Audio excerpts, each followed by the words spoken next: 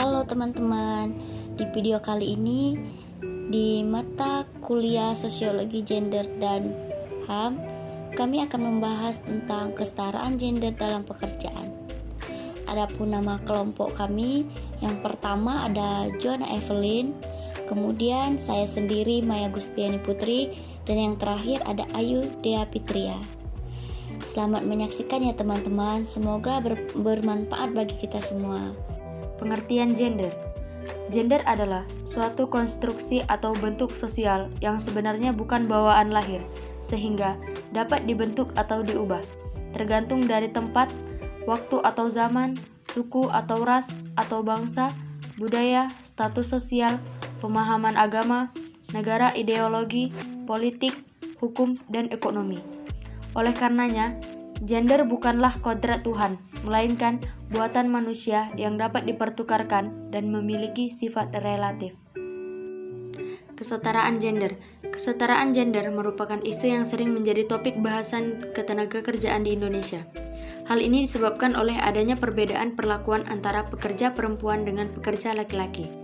Bahkan, seringkali pekerja perempuan dituduh tidak dapat memberikan hasil yang maksimal bagi perusahaan atau bahkan dikatakan membebani perusahaan.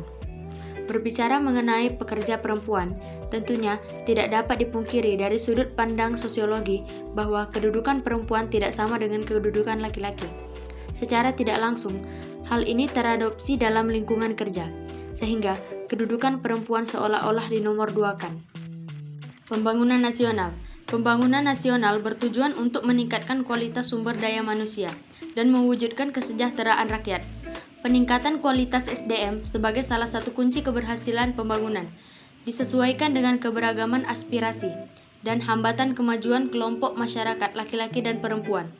Proses ini memerlukan strategi yang menempatkan rakyat pada posisi aktif sebagai aktor pembangunan. Memerankan rakyat sebagai aktor berarti memerankan perempuan dan laki-laki sebagai aktor. Setiap masyarakat dari laki-laki maupun perempuan pada dasarnya berhak memperoleh keadilan gender, terutama kepada kaum perempuan.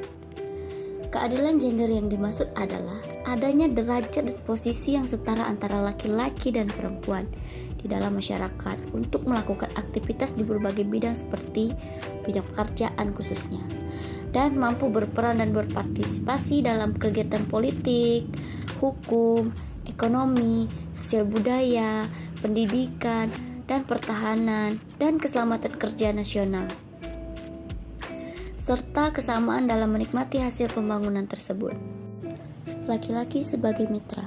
Laki-laki sebagai mitra adalah keterlibatan laki-laki bukan bermakna untuk membajak dan mereduksi peran perempuan yang telah berlangsung selama ini, akan tetapi bagian dari gerakan perempuan untuk keadilan gender. Kemudian ada dampak. Dampak pertumbuhan ekonomi meningkatkan kesempatan kerja, tetapi tidak dengan sendirinya mengurangi ketidaksetaraan gender. Ketidaksetaraan gender yang jelas dalam pekerjaan tetap menjadi topik perdebatan dari masalah umum. Perbedaan antara laki-laki dan perempuan dalam penggunaan waktu di rumah, perbedaan dalam pendidikan dan keterampilan, kendala sosial budaya, segregasi pekerjaan dan pekerjaan, imigrasi laki-laki dan akses ke input produktivitas keduanya menyebabkan disparitas gender dalam partisipasi dalam pengerjaan yang layak.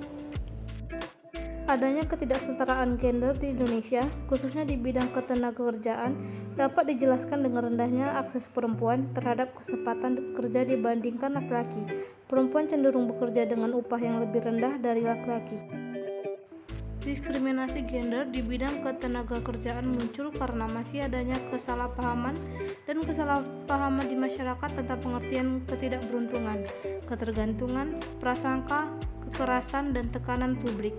Berawal dari isu kesetaraan gender di sektor ketenagakerjaan yang sering terjadi di Indonesia, kajian ini menguraikan ruang lingkup kesetaraan gender di sektor ketenagakerjaan Indonesia. Upaya-upaya meningkatkan kesetaraan gender di sektor ketenagakerjaan di Indonesia. Yang pertama, masyarakat sebagai bagian dari kelompok sosial. Masyarakat telah melakukan upaya-upaya untuk menempatkan perempuan dan laki-laki pada posisi yang sesuai dengan porsinya. Yang kedua, perempuan sudah banyak yang menyadari akan pentingnya untuk memajukan diri dan berkembang dalam segala bidang. Contohnya, sudah banyak perempuan yang menuntut ilmu dari pendidikan dasar sampai gelar tertinggi dalam dunia pendidikan. Dari sisi internal, perempuan sendiri, banyak perempuan yang telah secara sukarela diterjun di ranah politik, baik dengan menjadi calon legislatif atau eksekutif di daerah maupun di pusat. Cukup sekian materi yang bisa kami jelaskan. Mohon maaf jika ada kata yang salah atau kurang dalam pembacaan. Saya tutup dengan terima kasih.